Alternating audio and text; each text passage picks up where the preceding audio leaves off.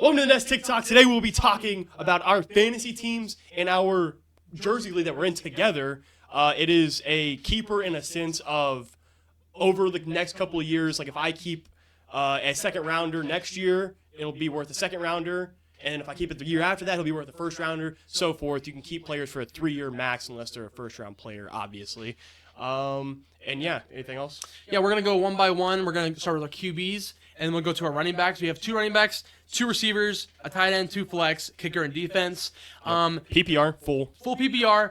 Again, we started a little late for fantasy, so we're telling you about our fantasy team now, but we'll go into more deep dives on fantasy next season and starts and sits throughout the year.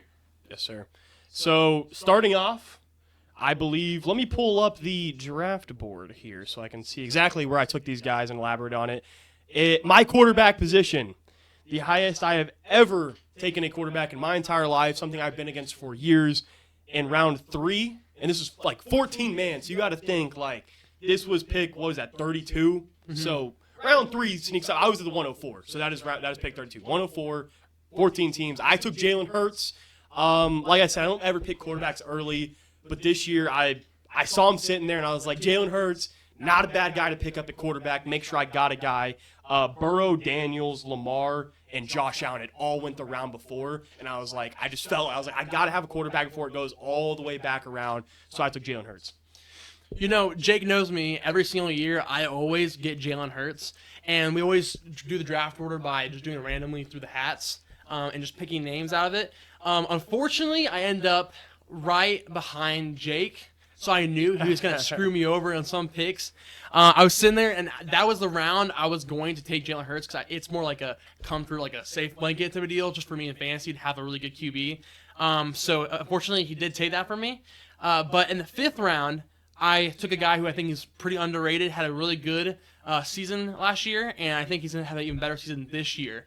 I took Bo Nix from Denver just because he's a dog, and I'm excited what he can do. I think a lot of people are questioning Bo this year, but personally, I think with Sean, like Jarrett Stidham had a crazy training camp, so people are saying if Bo goes down or something, Stidham could take his job. But Sean Payton loves Bo Nix. Sean Payton offense is very easy to get down. I think Bo's already got it down. And I feel like he's also proven himself last year that he can be a franchise QB for them, so I feel like they kind of have to go with him still.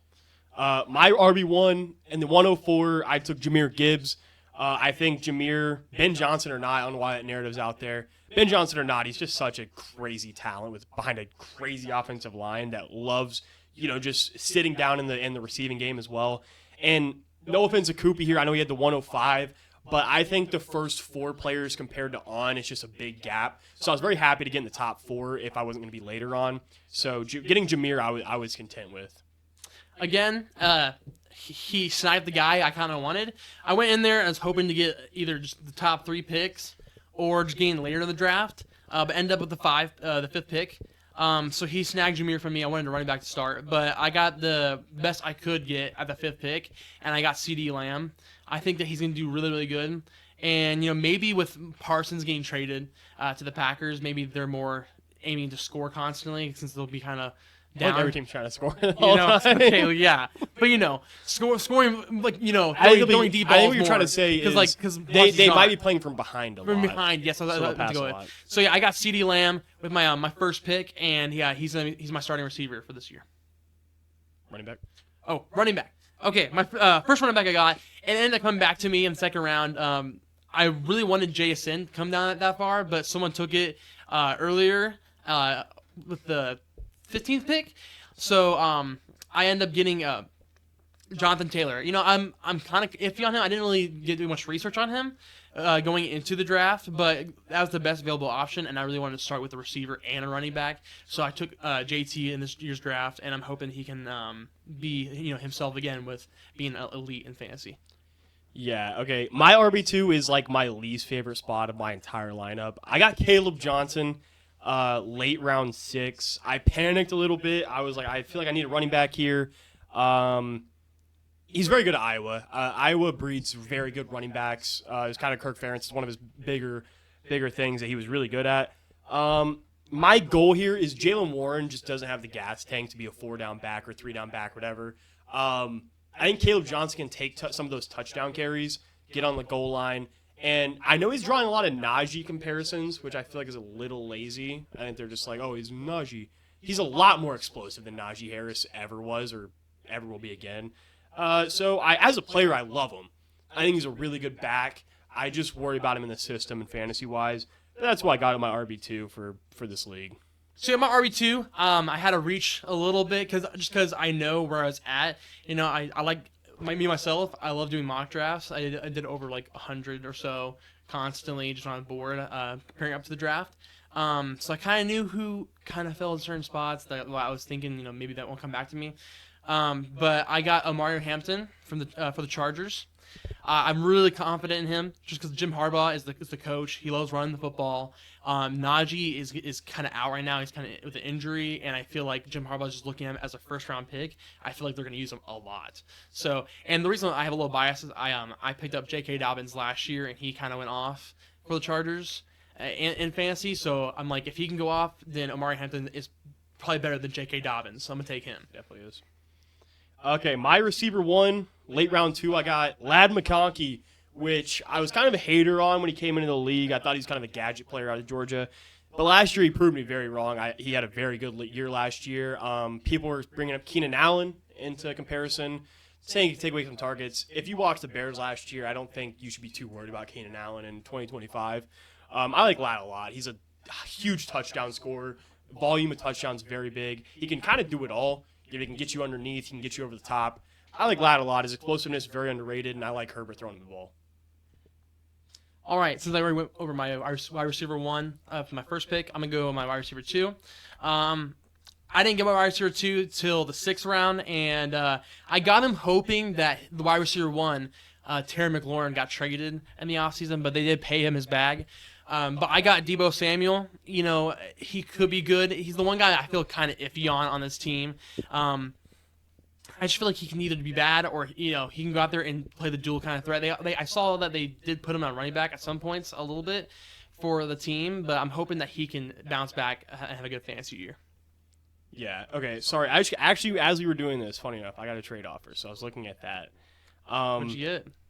I'll bring it up when I go to that player. That player is basically untouchable on my team. Okay. And it was a very bad offer. Bowden, if you're watching this, you cannot have it. Okay, but moving on. My wide receiver 2, DJ Moore this year. I think Chicago's receiving core kind of fell apart targets-wise. Obviously, they got Luther Burden in there now. And it's still a good receiving core. Colson Leveland coming in is obviously going to get a good amount of targets. But I like DJ Moore a lot. I think his ceiling's really high. I'm kind of banking on Caleb Williams having a very good sophomore season in the NFL, and I think it will happen. Big Caleb Williams guy. So I think DJ Moore, and DJ Moore's really solid in fantasy last year. If I look real quick, he was 16th ranked PPR receiver. The year before that, he was 6th. I think his ceiling's very high, and his floor is pretty high as well. Like I don't think there's a world where he's just a horrible receiver. So late round 4. I liked that pick. I just like DJ Moore a lot. That was coming off, good amount of receivers in round 4. Guys like, this is no shade to any of you in our league if they're watching this, but like guys like DK going ahead of him and whatnot. I couldn't see it. I was happy DJ Moore fell. DK kind of scares me fantasy like every year, even when he was in Seattle. Yeah, I'm a known I didn't DK really hater, draft. so. I never drafted him just because I was just like too scared. I'm a known DK hater, let alone as a receiver in Arthur Smith's offense. So. All right, for my my flex now going into it, I got him in the 4th round. These 2 guys, I'm really heavily relying on rookies this year. Yeah, I am too. I have 3 rookies as a starter, Me too. but I reached on Travion Henderson just because Ramondre Stevenson, Antonio Gibson. He's not going to do much. Ramondre Stevenson, Ramondre could steal some carries on the goal line. He could, but as a receiving back, I just feel like Travion Henderson can rack up, plus, especially in PPR. I feel like Jerry May, it's his first guy to check down to. He can get yards, he can go up the field, and I'm really high on him and Amari Hampton. So those are the 2 guys I'm looking at though for the keeper at the end of the year. So I'm hoping they both do really good this year. Yeah. See, keeper wise, I try to get value as well later on with rookies.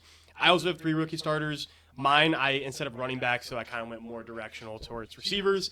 who I took in round 4. My first flex is Travis Hunter. This one, I'm just going to be 100% honest.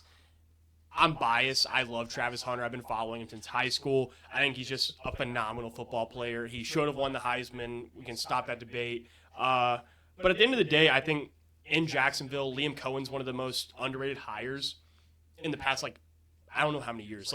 No one's talking about Liam Cohen in Jacksonville. He's been made jokes, obviously, the Duval thing. Mm-hmm. That's funny. But no one's actually talking about Liam Cohen being a good coach, which is kind of annoying me a little bit because are we going to act like Tampa's offense hasn't been super explosive over the past couple of years and they haven't had some of the best concepts? So I think Trevor Lawrence can have a huge year, and that will help, obviously, Brian Thomas Jr., but in a flex spot, Travis Hunter is obviously the second most talented receiver on that roster.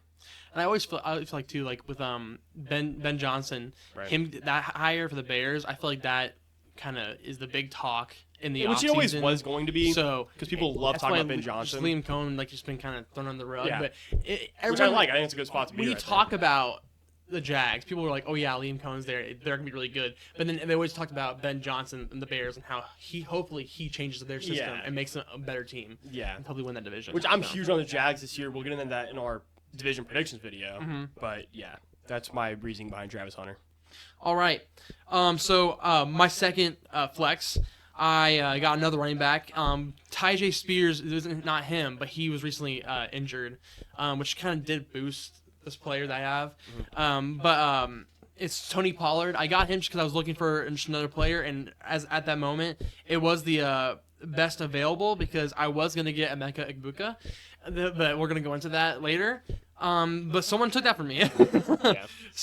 Yeah. So I got Tony Pollard right now. I'm hoping he does really good for me. Him and Debo are the guys I'm feeling iffy on, but everyone else on my team, I'm pretty confident that they can do really, really well. Leading into Emeka Egbuka. Yeah. That is who I got a trade proposal for, is Emeka Egbuka. The offer was Tucker Kraft and Dylan Sampson. Ooh. For my guy that I redrafted in round 7, Emeka Egbuka. I've taken him in every fantasy league I'm in. And I'm hoping to get him in the fourth $20 buy-in I'm in. So Emeka Egbuka is my guy this year. I think he's slept on. He was always the starting guy at Ohio State, really, over some NFL guys that are in the league right now. Mm-hmm. He's really smart off the field. Emeka Egbuka is going to be a big role in Tampa. Obviously, Mike Evans will probably have his 1,000 yards. But after that, Godwin is a really good fantasy receiver when he was healthy, even with Mike Evans producing. He can't even jog on his ankle yet, is what I've heard. Jalen McMillan, out to at least week 10 or 11. Emeka Egbuka is super talented and a super friendly offense that will throw the ball a ton. That is my guy this year in fantasy. If you can draft him, if this somehow still a draft coming up, draft Emeka Egbuka wherever you can get him. If you can. Yeah. No one takes him before. Yeah. I was really high on him too, just because how much praise Baker also gave to him, because he loved him throughout the training camp and all that stuff. So talented. And that's the one hype video. You don't get in the hype with training camp videos. Yeah. But with Emeka Egbuka, I was pretty hyped with him, and I really wanted him. That's why I was unfortunate that Jake was right in front of me. So, all right, and then I have my tight end, and I'll go my tight end, and I'll just name my kicker and defense just really quick, just because there's not really much to talk about. But my tight end, I went with another rookie. Talking about Ben Johnson, I went with Colson Loveland. He's kind of my mascot for my team, especially the name. But I was pretty high on him. Jake's pretty high on him. I think he'll do good. I'm hoping he has more of a Brock Bowers type of season. I don't think he will. I think it'll more be if his ceiling could be a Laporta kind of, maybe second round, third round next year type of season in fantasy. Right. And then just for my kicker, I went for Evan McPherson. It was kind of the last 2 rounds. And then how I had to take the Seattle Seahawks defense. Mike McDonald ran. So. Yeah, my tight end this year, I was going to go for Kyle Pitts, but he got swooped before me in the round. I was going to fall in the bait again. That's just an annual thing, especially as a Falcons fan, but everyone still does it. I opted for Jonnu Smith, which if you've been paying for attention to fantasy football this year, his ADP is pretty high. So you might be thinking I got him, probably, what would that be, 8, 9 round? I got him in round 11, maybe round 7 some drafts, and especially 14. But I got him round 11. I still didn't have a tight end. So I was just kind of sitting there, and I was like, Jonnu's still here. Round 11, pick 4, that is, that's 150. somewhere like that pick, which is crazy. His ADP was ranked like 90, 91 on Sleeper. So I think Jonnu coming off a top 5 tight end fantasy year in Miami, back in Arthur Smith's offense. Arthur Smith loves him. You know, he got more usage than Kyle Pitts did when he was in Atlanta. It was just kind of a value play more than anything. Mm-hmm. So, yeah, I got Jonnu. Kicker this year is Daniel Carlson. I think he usually kicks pretty solid. The Raiders have to settle a lot, especially now with Geno there. I think he's just, he's a good player. Pete Carroll's a good player, or a good coach. Genty's a good player. I think they have good players. They'll get in scoring range. Plus, I love taking a kicker that kicks indoors. That's just, you at least get 8 to 9 games where you're indoors plus away games. So I like having an indoor kicker. And I took the Patriots defense just because I'm pretty solid on them this year. But I ended up dropping them for the Cardinals defense just because they play New Orleans week 1, and I love playing defenses where I can rotate in and out. And then we doing benches or no? I was going to say we should probably just pick one player from our bench that we're the most high on and think that we got value-wise. Okay. So I'll start first. I got a guy, he's out for a little bit for injury-wise. But I was like, I'm going to pick him up and just put him on the IR until he comes back. Brandon Ayuk, I think he could do really good being at the bench and all that. So he could replace Debo on my team if Debo is not doing great. I am scared, I will say, of Ricky Pearsall and John Jennings on the Niners. I feel like they could kind of steal those catches and receptions. Unfortunately, Heyman went down. He'll come back up. But I'm hoping that Brandon Ayuk actually does really good for me in the future. So that's what I'm hoping for. My bench, there's not anything I'm really crazy on.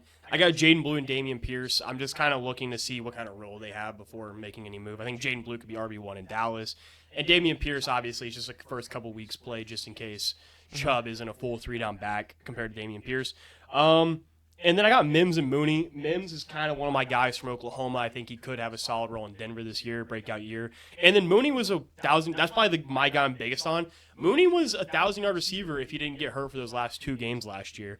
I think having a 1,000-yard receiver on your bench is kind of a crazy pull that just doesn't get talked about a lot. So yeah, I'll take Darnell Mooney as my sleeper on my bench. Okay. Again, thank you guys for watching this video. Thank you for listening to our teams. Again, we will talk about fantasy more in the future whenever fantasy season comes back up again with mock drafts, who to pick in certain rounds in the mock drafts. But yeah, again, this season we'll also talk about start and sits for each week and go over the games with you guys as well. Thank you guys for watching.